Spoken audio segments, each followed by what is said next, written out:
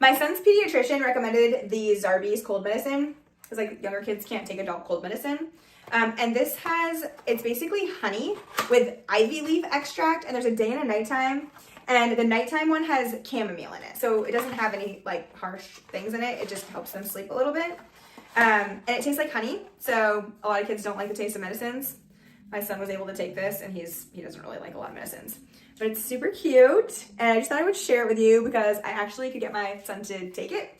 And it helped with his cough when he was not feeling very good. So I love that for us. And I like this dual pack. So you have the nighttime and the daytime covered when your kids are not feeling well.